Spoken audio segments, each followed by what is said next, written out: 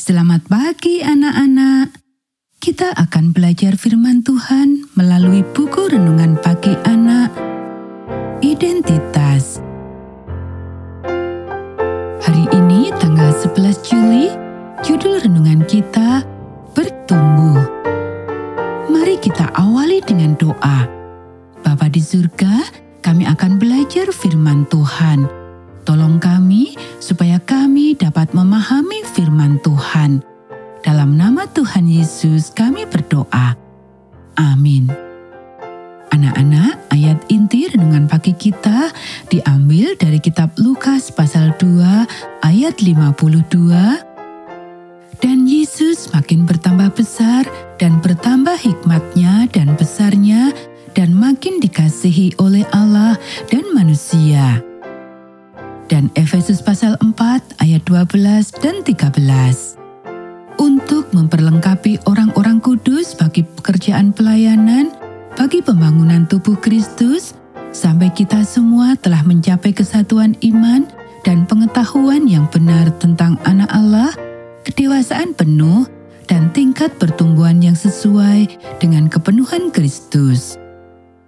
Beberapa orang Kristen tampaknya berpikir bahwa kehidupan Kristen adalah tentang satu peristiwa. Dahulu kala, pada jam tertentu, pada hari tertentu, mereka mengucapkan doa tertentu dengan cara tertentu, dan sekarang mereka diselamatkan, dan segala sesuatu yang lain menjadi sia-sia. Alkitab tidak mengajarkan hal itu. Orang Kristen lain tampaknya berpikir bahwa kehidupan Kristen adalah tentang pengukuran. Anda meletakkan sebuah bagan di tiang pintu hati Anda, dan Anda meletakkan semua aturan dan peraturan, dan setiap hari Anda berdiri di depan bagan itu, memeriksa seberapa dekat Anda dengan bagan itu. Sudah selesai, sempurna, seperti Yesus? Tikus belum? Lebih baik terus mencoba. Alkitab juga tidak mengajarkan hal itu. Inilah yang diajarkan Alkitab. Tumbuh itu lambat, seperti jagung, pertama-tama daunnya, kemudian bulirnya, lalu bulirnya menjadi satu biji. Kita bisa baca dalam Markus pasal 4 ayat 28. Bertumbuh itu mudah seperti bayi. Yesus tinggal di rumah, taat dan bertumbuh secara jasmani dan rohani. Kita bisa baca dalam Lukas pasal 2 ayat 51 dan 52.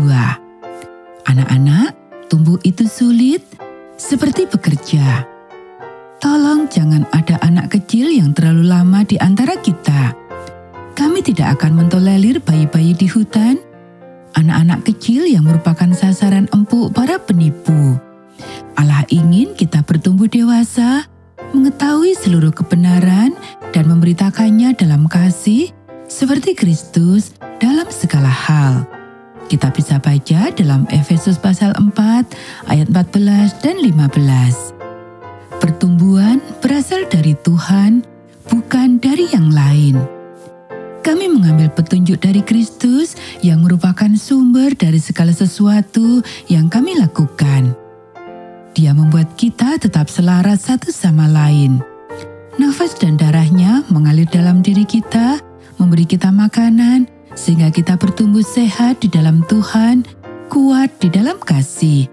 Kita bisa baca di ayat 15 dan 16. Anak-anak, inilah akhir dari pembahasan kita tentang nilai-nilai inti yang dapat ditemukan dalam perintah pertama. Ketika kita menempatkan Tuhan di depan dan di tengah, pertama, terakhir, dan selalu, kita akan bertumbuh secara rohani.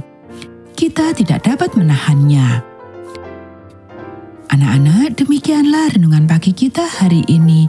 Mari kita akhiri dengan doa. Allah, ladang gandum dan pembibitan, tumbuhkanlah saya di dalam Engkau. Perlahan-lahan, terkadang tanpa terasa, terutama bagi saya, dengan mudah seperti anak kecil, dengan susah payah, seperti kerja keras, jadilah sumber saya. Biarlah nafas dan darahmu mengalir mengalir dalam diri saya, menyehatkan saya, sehingga saya akan tumbuh sehat di dalam-Mu, kuat dalam kasih. Biarlah saya diberkati oleh Tuhan dan manusia. Amin.